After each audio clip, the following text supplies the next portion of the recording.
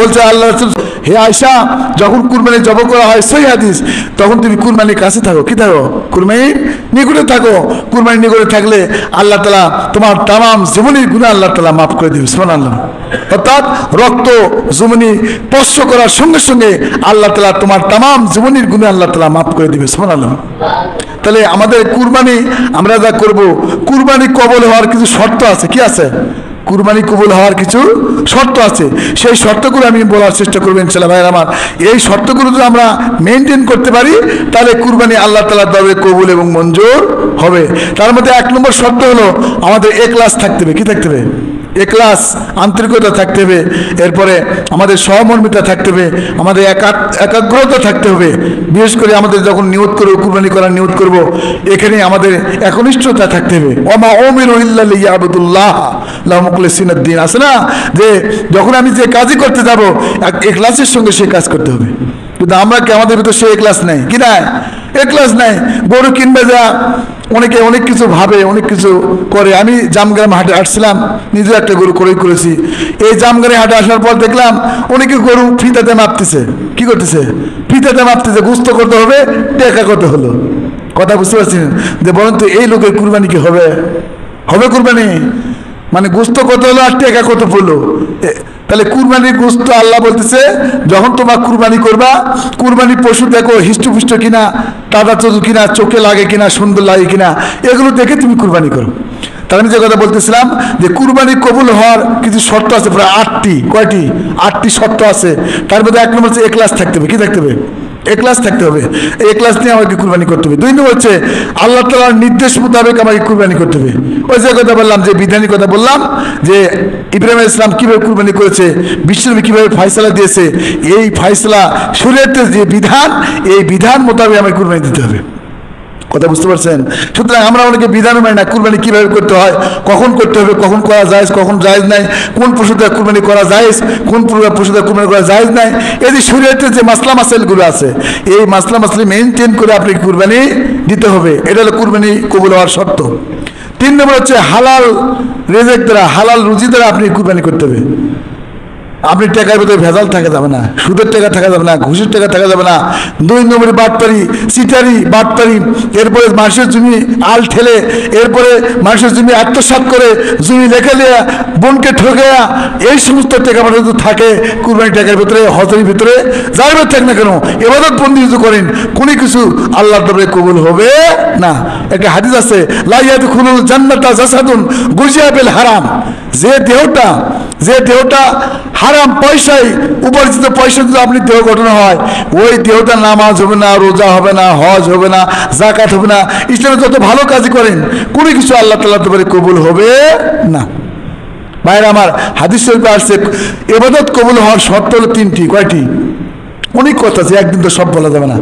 ইবাদত কবুল হওয়ার শর্ত হচ্ছে 3টি। 1 নম্বর হচ্ছে আপনাকে যে কথা বললাম, ইখলাস থাকতে হবে। কি থাকতে হবে? ইখলাস থাকতে হবে।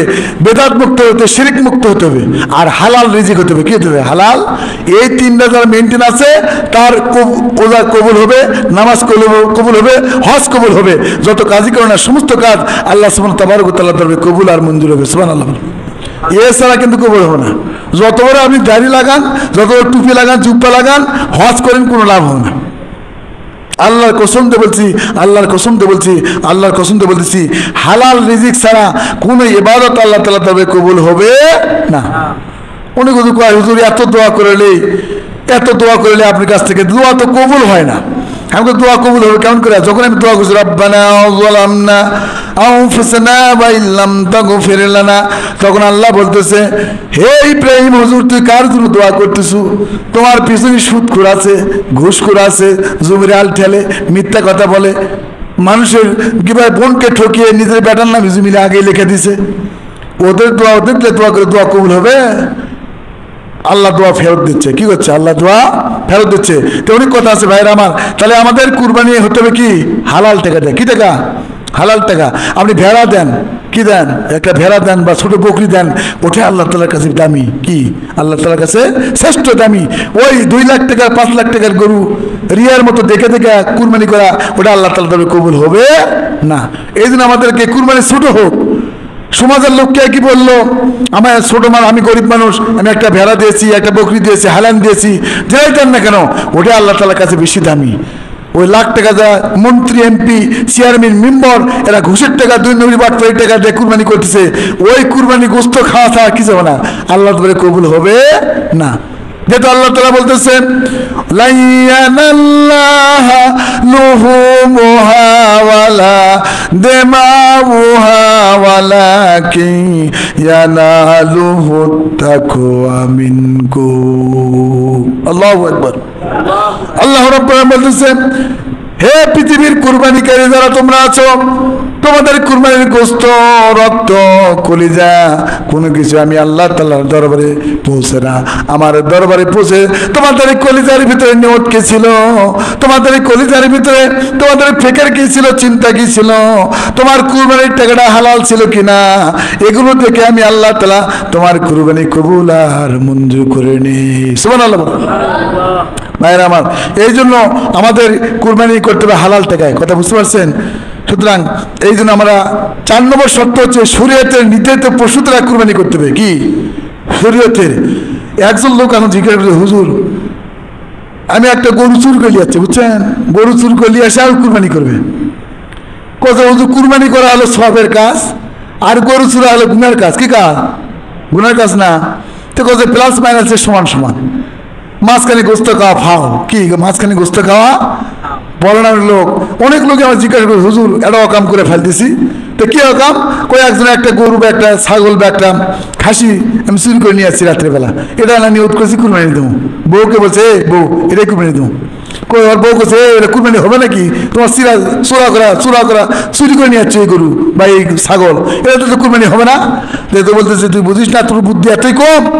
আরে কুরবানি করা হলো সবের কাজ, সব পাবো, আর চুরি করে গুনার কাজ, তো সব আর গুণা মিলে সমান সমান হয়ে গেল। কি হলো? সমান সমান না। মাঝখানে গোস্ত খাওয়া ফাও, আমাদের গোস্ত তো খাওয়া হবে। তো এই ধরনের নিয়ত করা যাবে নাকি? কি আপনি খারাপ লাগছে ভাই? কথা কি বোঝা যায়? মাইকে একটু ডিস্টার্ব হচ্ছে, মানে কখনো আসতে হচ্ছে, কখন দূরে হচ্ছে, এই জন্য একটু ডিস্টার্ব হচ্ছে। তাহলে যে কথা বললাম, যে শরীয়তের নির্ধারিত পশু দ্বারা কী কুরবানি করতে হবে। সুতরাং ঘোড়া দ্বারা, হরিণ দ্বারা, বন্য পশু দ্বারা, এগুলো দ্বারা কুরবানি করা যাবে না। আমার একটা ইউটিউব চ্যানেল আছে, সেখানে কোন কোন পশু দ্বারা কুরবানি করা যায় নেই, কোন কোন পশু দ্বারা কুরবানি করা যায় বিস্তারিত বর্ণনা দেওয়া আছে। ভাইরা আমার, এই জন্য এই জুমার দিনে অল্প আলোচনায় শেষ করা যায়, আমি শেষের দিকে আসতেছি, সময় শেষ। ভাইরা আমার, তাহলে আমাদের শরীয়তের নির্ধারিত যে পশুগুলো আল্লাহ তাআলা নির্ধারণ করেছে, 6 প্রকার পশু। কয় প্রকার? 6টি। যেমন গরু, মহিষ, ছাগল, ভেড়া, দুম্বা, খাসি, যেটা আমরা বলি আমাদের দেশে খাসি। এই 6 প্রকার পশু ছাড়া আর অন্য কোনো পশু দ্বারা কুরবানি করা জায়েজ হবে না। চোরা হোক বা ঘোড়া হোক, হরিণ হোক, বা বন থেকে একটা, অনেকে বনি এলাকার কাছাকাছি তাদের বাড়ি, মন থেকে একটা পশু চলে যাচ্ছে, ওই পশু তোমার বনি করে জব করলে কুরবানি হবে না। সুতরাং এগুলো সাবধান। ঘোড়া, গাধা, এরপর হরিণ, বন্য মহিষ, এগুলো দ্বারা কুরবানি করা জায়েজ হবে না। 5 নম্বর হচ্ছে কুরবানির পশু যাবতীয় ত্রুটি মুক্তি হতে হবে। কি? কুরবানির পশু কি যাবতীয় ত্রুটি মুক্ত হতে হবে।